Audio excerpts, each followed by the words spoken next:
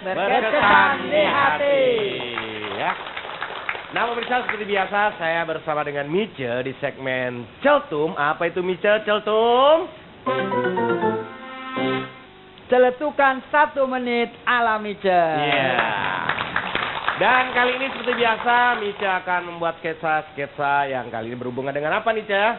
Hukuman buat koruptor. Oh, mana nih sketsanya, Cah? Nah, ini perbedaan hukuman buat koruptor di negara-negara ya.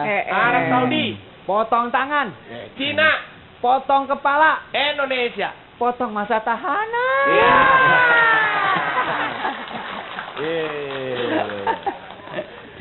Gimana tuh Pak Johan? Pasti penasaran pengen tahu Pak Johan tanggapannya ya? Iya, gimana? Bener apa enggak nih yang terjadi nih Pak Uda? Ya, memang ironi ya menurut saya, di mana semua sepakat bahwa korupsi adalah penyakit yang kalau kanker itu stadium sampai 4, kalau korupsi itu bisa sampai 10. Udah mentok begitu meruya ya, di negara kita.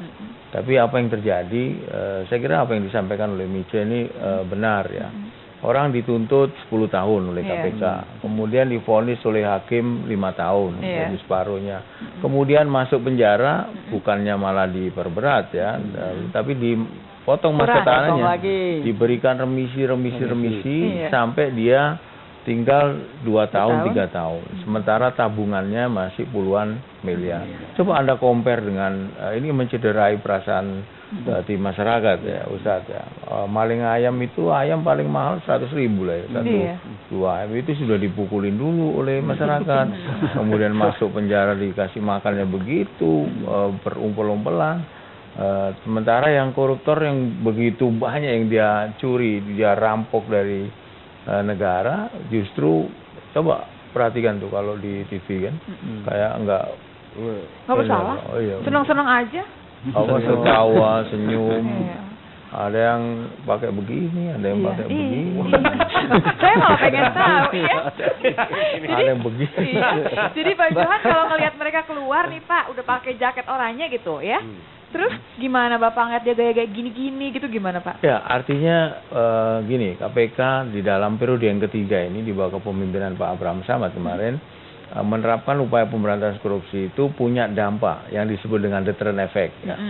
Efek jerak melalui apa? Yang pertama tuntutannya diperberat, ya. Yang kedua harta-harta yang dikaitkan dengan korupsi yang dilakukan disita. Yang ketiga itu tadi bagaimana kemudian orang ini merasa malu ya untuk melakukan korupsi, lalu dipakailah baju tahanan jaket oranye tadi. Alih-alih malu, justru sebaliknya malah dibikin mode. Iya. Ini kan repot. Jadi repot ini bagaimana menimbulkan deterrent effect itu. Di dalam tafsir modern itu salah satu pendapat menyatakan bahwa potong tangan itu tidak mesti pada lahiriah tangannya saja, tetapi juga tangan-tangan yang dimaksud adalah aset-asetnya. Jadi sebetulnya terjemahan dari KPK yang di Pak Abraham Samad itu sudah dibenarkan oleh pemahaman tafsir Isari namanya, tafsir yang tidak hanya pada letterlek. Karena kenyataannya di dalam hukum itu ada perkembangan. Dulu orang mabuk didera cuma 50 kali, tetapi Umar bin Khattab nyatanya sampai 100 kali. Karena sudah berubah kondisinya. Itu bisa saja, tapi nanti debatable ya, tetapi paling tidak saya setuju dengan itu. Dan stigma yang harus saya sampaikan adalah sering sekali orang membuat peyoratif dan negatifnya luar biasa kalau ada orang pelacur gitu.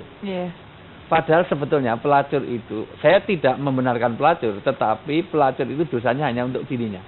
Satu saja.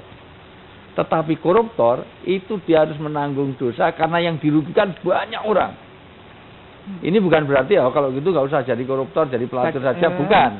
Maksud saya seharusnya orang harus menandakan itu kejahatan yang luar biasa. Karena dia harus menanggung azab dari siapapun yang dirugikan.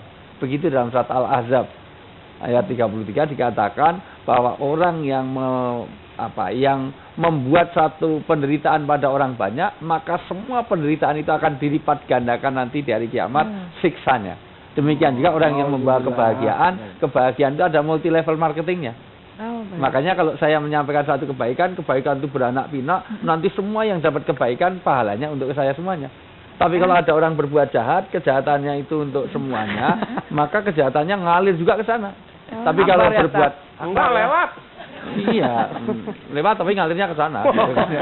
Nah, itulah pentingnya. Jadi saya senang Pak Johan Budi ini suatu learning point yang penting lah untuk saya sampaikan di sini. Iya. Tapi saya juga masih penasaran. Kok mau-maunya jadi pegawai KPK itu loh maksudnya. Nanti Pak Johan. Sekalian juga kita pengen tahu, Taman Mini aja susah banget larinya. Iya. Kalau pas Ramadan apa kabar ya sahur dan bukanya bareng keluarga? Sesaat lagi di Cerita Hati spesial Ramadan, karena setiap cerita Berkesan di hati.